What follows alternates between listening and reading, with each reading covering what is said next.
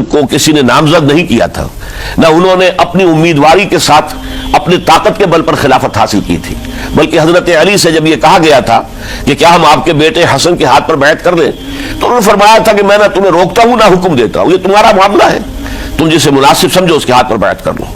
حضرت حسن رضی اللہ تعالیٰ عنہ نے جن کے ہاتھ پر جب بیعت ہوئی تو اب معاملہ یہ ہو گیا کہ امیر معاویہ رضی اللہ تعالیٰ عنہ وہ ایک لشکر لے کر شام سے چلے، حضرت حسن 50,000 آدمیوں کے ساتھ ادھر سے نکلے، لیکن یہ ہے کہ انہیں محسوس ہو گیا تھا کہ میرے ساتھیوں میں ایسا فسادی عنصر بھی موجود ہے جو عبداللہ ابن سبا کے ساتھیوں میں سے، کہ وہ کسی اچھے کام کو پسند نہیں کرتا، لہذا انہوں نے پھر صلح کی پیشکش کی، حضرت معاویہ کو پیغام بھیجا کہ میں مصالحت چاہتا ہوں، بتائیے شرائط کیا ہیں۔ حضرت معاویہ نے بلینک پیپر بھیج دیا، سادہ کاغذ، کہ آپ جو شرائط چاہیں اس پر لکھ دیں، وہ مجھے قبول ہو گئے۔ حضرت حسن نے رضی اللہ تعالیٰ عنہ شرائط لکھ دی، حضرت معاویہ نے قبول کر لی، تو حضرت حسن دستبردار ہو گئے خلافت کے دعوے سے، اور اس کے بعد پھر حضرت امیر معاویہ کی خلافت کی بیعت کی گئی، اس سے پہلے انہوں نے خلافت کی بیعت نہیں لی تھی۔ یہ ہے سن 41 ہجری، اور اسے عام الجماع کہا جاتا ہے، یعنی یہ اختتام ہے مسلمانوں کی خانہ جنگی کے دور کا۔ پھر جمعیت ایک ہو گئی، پھر عالم اسلام متحد ہو گیا، اب پورا کا پورا عالم اسلام حضرت امیر معاویہ کی زیر خلافت تھا۔ حضرت امیر معاویہ رضی اللہ تعالیٰ عنہ صحابی بھی ہے، حضور کے قرابت دار بھی ہے، کاتبین وحی میں سے بھی ہے، پھر ان کا دور حکومت امن، سکون، اطمینان، ہر طرح سے جو ہے 20 برس تک کوئی داخلی خلفشات نہیں ہوا، کوئی فساد نہیں ہوا، کوئی باہمی جنگ و جدل نہیں ہوا، بلکہ فتوحات کا دائرہ آگے بڑھا۔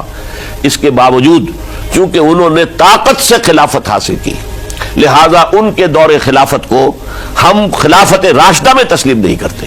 خود حضرت امیر معاویہ بھی راشدون میں شامل ہے، لیکن خلفائے راشدین میں شامل نہیں ہے۔ خلفائے راشدین عام طور پر تو ہم کہتے ہیں حضرت ابوبکر، حضرت عمر، حضرت عثمان، حضرت علی۔ جب 10 برس گزر گئے حضرت معاویہ کے دور حکومت کو، اب میں یہاں لفظ خلافت کی بجائے دور حکومت استعمال کر رہا ہوں، کیونکہ خلافت راشدہ سے ذرا اس کا فرق واضح ہو جائے۔ تو اس وقت ایک اور صحابی، جلیل القدر صحابی مغیرہ ابن شعبہ رضی اللہ تعالیٰ عنہ، وہ حضرت معاویہ کے پاس آئے اور انہوں نے یہ کہا کہ دیکھیے، اگر آپ نے اپنے بعد اپنا جانشین نامزد نہ کیا تو ہو سکتا ہے پھر فسادات پیدا ہو جائیں، پھر مختلف لوگ خلافت کا دعویٰ لے کر کھڑے ہو جائیں، پھر خانہ جنگی ہو جائے۔ 5 برس کی خانہ جنگی میں 1 لاکھ سے زیادہ مسلمان شہید ہو چکے ہیں، قتل ہو چکے ہیں، ہلاک ہو چکے ہیں، اب دوبارہ وہی دور نہ آ جائے، لہذا آپ اپنا جانشین نامزد کر دیجئے۔ اور پھر امیر معاویہ نے اس مشورے کو قبول کر لیا اور یزید کی ولی عہدی کا اعلان کر دیا۔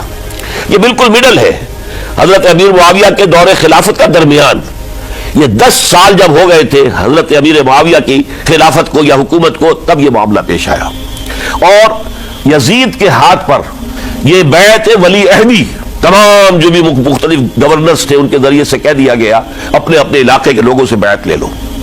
یہ بیعت عام طور پر لوگوں نے کر لی، البتہ 5 شخصیتیں جو بہت نمایاں تھیں انہوں نے اس بیعت سے انکار کیا۔ ان میں کون تھے ذرا نوٹ کیجئے۔ حضرت ابوبکر فوت ہو چکے، ان کے بیٹے عبد الرحمن ابن ابی بکر۔ حضرت عمر فوت ہو چکے، ان کے بیٹے عبداللہ ابن عمر۔ حضرت زبیر فوت ہو چکے، ان کے بیٹے عبداللہ ابن زبیر۔ حضرت عباس فوت ہو چکے، ان کے بیٹے عبداللہ ابن عباس۔ حضرت علی شہید ہو چکے، ان کے بیٹے حسین ابن علی رضی اللہ تعالی عنہم اجمعین۔ یہ 5 جو امت کے بہت بڑے 5 افراد کے گویا کے وہ چشم و چراغ تھے ان گھرانوں کے، انہوں نے انکار کیا۔ حضرت امیر معاویہ بہت دانشمند انسان تھے، انہوں نے ان 5 حضرات پر کوئی تشدد نہیں کیا، کوئی جبر نہیں کیا، بلکہ رہنے دیا، ٹھیک ہے یہ بیعت نہیں کر رہے، ابھی تو بیعت ولی عہدی ہے، کوئی حرج نہیں۔ لہذا کوئی جھگڑا، کوئی اس وجہ سے کوئی فساد، اس بنا پر کوئی جنگ نہیں ہوئی۔ 10 سال گزر گئے، یعنی 10 سال تک یزید ولی عہد رہا ہے، 10 سال تک، اور اس سوائے ان 5 بڑی شخصیتوں کے جو پوری امت تھی، عوام الناس تھے، ان سب نے اسے قبول کیا۔ یہ صورتحال اب جب پیدا ہوئی جب حضرت امیر معاویہ کا انتقال ہو گیا، یہ سن 60 ہجری ہے، اب سوال پیدا ہوا کہ وہ ولی عہدی کی بیعت اب بیعت خلافت میں منتقل ہو جائے گی۔ لہذا پھر یہ ہوا کہ سب لوگوں سے، سب گورنروں کو لکھ دیا گیا تمام صوبوں کے اندر کہ اپنے اپنے لوگوں سے بیعت لے لو. تو تمام عالم اسلام نے گویا کہ بیعت قبول کر لی اب یزید کی بحیثیت خلیفہ. اب وہ جو 5 آدمی تھے ان میں سے ایک فوت ہو چکے تھے، حضرت عبد الرحمن ابن ابی بکر رضی اللہ تعالی عنہما، دونوں فوت ہو گئے، لیکن باقی 4 رہ گئے. تو اب یہ 4 جو ہے 2 گروہوں میں تقسیم ہو گئے، 2+2. 2 کی رائے یہ ہوئی کہ بات غلط ہے، لیکن اس کی بنا پر خونریزی، جنگ و جدال، جنگ آپس میں خونریزی کرنا یہ صحیح نہیں ہے، بلکہ مصلحت اس میں ہے کہ اس کو قبول کر لیا جائے. پھر اللہ تعالیٰ کو بہتر حالات پیدا کر اس زوال کو روکنے کے لیے کہ وہ اپنی اصل جو خلافت کا نظام اللہ نے اور اس کے رسول نے دیا ہے اس کی بنیاد پر قائم رہے. لہذا ہم ریزسٹ کریں گے اس تبدیلی کو اور میدان میں آ کر مقابلہ کریں گے. یہ حضرت عبداللہ ابن زبیر رضی اللہ تعالی عنہما اور حسین ابن علی رضی اللہ تعالی عنہما، اب ان دونوں میں ایک اختلاف ہوا. حضرت عبداللہ ابن زبیر کی رائے یہ تھی کہ یہ مکہ ہے، یہ اللہ کا گھر ہے، یہ حرم ہے، اور یہاں کے لوگ بہت سے برے اثرات سے ابھی تک بچے ہوئے ہیں، پاک ہیں، لہذا ہمیں یہاں رہنا چاہیے. اس کو مرکز بنا کر ظاہر بات ہے اسی مکے سے محمد رسول اللہ صلی اللہ علیہ وسلم نے دعوت شروع کی تھی، وہیں سے وہ پھیل کر جو ہے ایک عظیم انقلاب کی شکل اس نے اختیار کی تھی، ایک عظیم مملکت جو ہے حضور چھوڑ کر گئے تھے. تو ہمیں مکے میں رہ کر ہی اپنی تحریک شروع کرنی چاہیے. لیکن ادھر حضرت علی کے پاس پیغام آ رہے تھے کوفے سے. کوفہ چونکہ حضرت حسین کے پاس پیغام آ رہے تھے کوفے سے، چونکہ کوفے کو حضرت علی نے دارالخلافہ بنا لیا تھا اور وہاں سمجھا جاتا تھا کہ حضرت علی کے ہمدرد اور حضرت شیعان علی جنہیں ہم کہیں ان کے ساتھی ہم خیال یہ لوگ ہیں کثرت کے ساتھ. اور وہاں سے اب خطوط کا تانکا شروع ہو گیا، آپ یہاں آئیے، ہم بےتاب ہیں، آپ کا استقبال کریں گے، آپ کے ہاتھ پر بیعت کریں گے، تاکہ یہ جو کیسر و کسرا کی سنت شروع ہو رہی ہے اس کو روکا جا سکے. وہ تانکا بدا ہوا ہے خطوط کا. تو حضرت حسین رضی اللہ تعالیٰ عنہ نے فیصلہ کر لیا کہ میں کوفے جاؤں گا. حضرت زبیر روکتے رہ گئے کہ نہیں، کوفیوں پر اعتماد نہ کیجیے، یہ زبانی کلامی ساتھ دیتے ہیں، جب ڈنڈا چلتا ہے تو پھر یہ ہٹ جاتے ہیں میدان سے، ان پر اعتماد نہ کریں آپ. لہذا یہی مکے میں رہیے اور ہم دونوں مل کر ایک بڑی طاقت بن جائیں گے، اور یہ مکہ جو ہے ہمارے لیے حصار ہے، یہ ہمارے لیے پناہ گاہ ہے، یہاں سے اس دعوت کا آغاز کیا جائے. لہذا سب نے سمجھایا حضرت حسین کو کہ آپ کوفے نہ جائیں. سمجھانے والوں میں حضرت عمر بھی تھے رضی اللہ، حضرت عبداللہ ابن عمر بھی تھے رضی اللہ تعالی عنہ. اگرچہ کوئی قرابت داری جو ہے قریبی نہیں تھی، لیکن بہرحال امت کی ایک شخصیت، عظیم شخصیت تھے. سمجھانے میں سب سے زیادہ زور صرف کیا ہے حضرت عبداللہ ابن عباس نے رضی اللہ تعالی عنہما، اور انہوں نے بڑی الہا و زاری کے ساتھ بڑی اپنے مقام سے نیچے اتر کر خوشامد کی ہے. حسین خدا کے لیے باز آ جاؤ، حسین خدا کے لیے باز آ جاؤ، حسین اگر جانا ہی ہے تو اپنے بال بچوں کو لے کر نہ جاؤ. جس طریقے سے تمہارے باپ حضرت علی رضی اللہ تعالیٰ عنہ کو کوفہ کے اندر ذبح کر دیا گیا، کہیں ایسا نہ ہو کہ تمہیں بھی تمہارے بال بچوں کے سامنے ذبح کر دیا جائے، باز آ جاؤ. لیکن حضرت حسین اب اللہ کی طرف سے ان کے دل میں ایک ارادہ پختہ ہو چکا تھا، اور انہوں نے حضرت مسلم بن عقیل کو بھیجا تھا کہ جاؤ میری طرف سے کوفے والوں سے بیعت لے اور پھر مجھے اطلاع دو. وہ گئے، وہاں 12,000 افراد نے بیعت کر لی. اب ان کا خط آ گیا کہ یہاں تو فضا بالکل ہموار ہے، اتنے لوگوں نے بیعت کی ہے، باقی بھی جیسے ہی آپ سامنے آ جائیں گے سب بیعت کر لیں گے. لہذا یہاں پر کوئی ریزسٹنس کے لیے گویا کہ ہمارے پاس طاقت اس کوفے کے اندر بہت مضبوط طاقت ہوگی کہ ہم یزید کی حکومت کے خلاف ریزسٹ کر سکیں. اس کے بعد ہوا کیا، یزید نے عبید اللہ ابن زیاد کو گورنر بنا کر بھیج دیا. یہ شخص تھا بہت ڈنڈا چلانے والا، اس نے سختیاں شروع کی تو بہت سے لوگ اس بیعت سے تائب ہو گئے. لیکن مسلم بن عقیل وہ میدان میں آئے اور ان کے ساتھ ہزاروں آدمی آ گئے جنہوں نے بیعت کی تھی، ابھی تک بیعت پر قائم تھے، اور انہوں نے گورنر کے گھر کا گھیراؤ کر لیا. گورنر کے ساتھ 30-40 آدمی تھے کل. وہ چھتوں پر چڑھ گئے، وہاں سے پتھراؤ کیا، اور وہاں سے جو 30-40 آدمی کوفے کے تھے ان سے کہا تم اپنے اپنے لوگوں کو کہو کہ چلے جائیں واپس یہاں سے. انہوں نے اوپر سے کہنا شروع کیا، ڈرایا، بہت خوفناک نتیجہ نکلے گا، اب عبید اللہ ابن زیاد تم سب کو ہلاک کر دے گا. ایک ایک کر کے بھیڑ چھٹتی چلی گئی اور صرف چند افراد رہ گئے، اور اس کے نتیجے میں حضرت مسلم بن عقیل شہید کر دیے گئے. بلکہ ایک شخص ہانی نے انہیں پناہ دی تھی کوفے میں، ان کو بھی قتل کر دیا گیا، شہید کر دیا گیا. اس پر یہ ہے کہ انہوں نے ایک شخص کے ذریعے سے پیغام دیا قتل کیے جانے سے پہلے کہ دیکھو میرا تو وقت آ گیا ہے، میں تو اب قتل ہو جاؤں گا، شہید کر دیا جاؤں گا، تو میرا پیغام حسین تک پہنچا دو رضی اللہ تعالیٰ عنہ کہ یہاں یہ بغاوت ہو گئی۔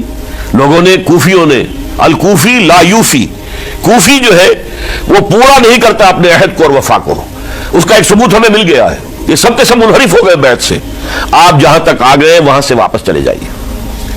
جب حضرت حسین کے پاس یہ پیغام پہنچا اور انہوں نے ارادہ کیا کہ ٹھیک ہے یہ تو حالات بدل گئے، لہذا واپس چلنا چاہیے، شاید عبداللہ ابن زبیر کی رائے ہی صحیح ہے، ہمیں مکے ہی میں بیٹھ کر کام کرنا چاہیے، لیکن اب جو ہے عرب کا ایک خاص مزاج ہے۔ حضرت مسلم بن عقیل کے بیٹے آڑے آ گئے، اب ہم اپنے باپ کے خون کا قصاص لیے بغیر نہیں جائیں گے، اور حضرت حسین رضی اللہ تعالیٰ عنہ بامروت انسان، شریف النفس انسان، کیسے ممکن تھا غیرت مند غیور انسان وہ کیسے ان کی بات کو رد کر دیتا؟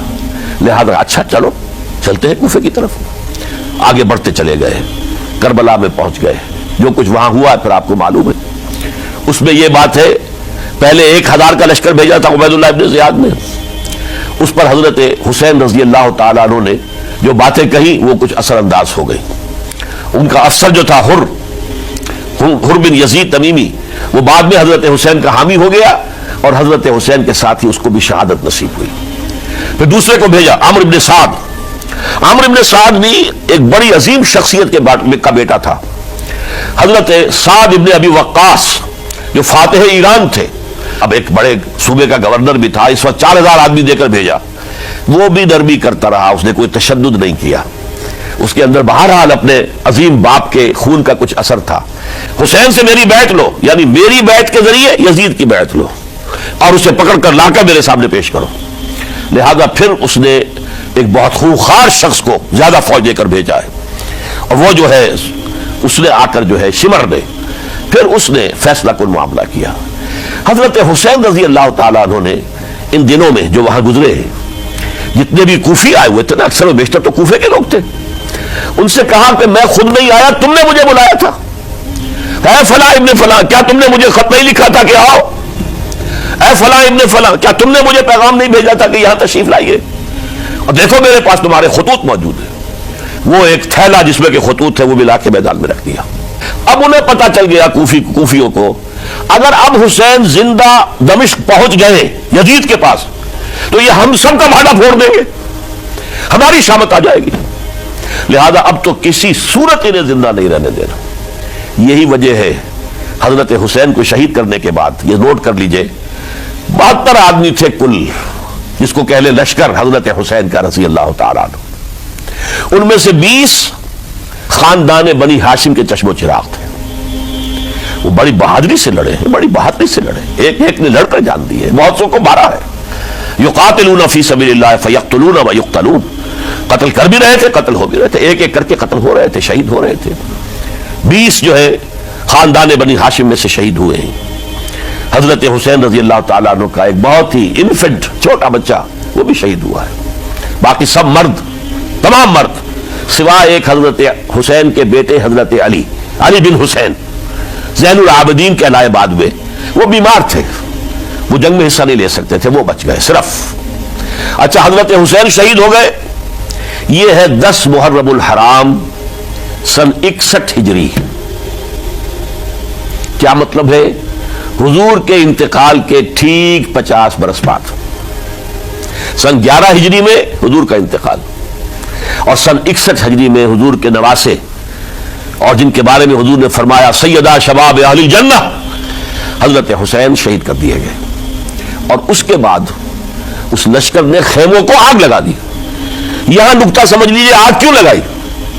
انہیں معلوم تھا ہمارے خلاف ڈاکومنٹری پروف موجود ہے وہاں پر، وہ ہمارے خطوط کے تھیلے وہاں موجود ہیں، اگر وہ باقی رہ گئے تو ہماری شامت آ جائے گی، ہمیں کون بچائے گا؟ ورنہ ظاہر بات ہے کہ اگر تو وہ دشمنی کے انداز میں بات ہوتی تو خواتین کی بھی بے حرمتی کی گئی ہوتی، لیکن نہیں، کسی نے، ظاہر بات ہے کہ خانوادہ نبوت کی کسی خاتون کی بے حرمتی نہیں کی، قطعاً نہیں کی، قطعاً نہیں کی، قطعاً نہیں کی، لیکن خیمے جلانا ان کی ضرورت تھی تاکہ وہ ریکارڈ جو ہے ان کا وہ تلف ہو جائے، سارے خطوط جو ہے وہ جل جائیں تاکہ ان کے خلاف ثبوت باقی نہ رہے۔ یہ عظیم سانحہ کربلا ہے۔ اب چونکہ یہ ہماری تاریخ کے ان واقعات میں سے ہے جس پر بہت کچھ اختلافات ہیں، مختلف گروہوں کی تعبیرات بہت مختلف ہیں۔ ایک طرف اہل تشیع کا اپنا بیان ہے، دوسری طرف اہل سنت کا ایک اجماعی بیان ہے، تیسری طرف کچھ ایسے لوگ پیدا ہو گئے جو حضرت حسین رضی اللہ تعالیٰ عنہ پر الزام لگا رہے ہیں اہل سنت میں سے کہ وہ تو حکومت کے طالب تھے، اقتدار کے خواہش مند تھے، واجب القتل تھے۔ معاذ اللہ ثم معاذ اللہ۔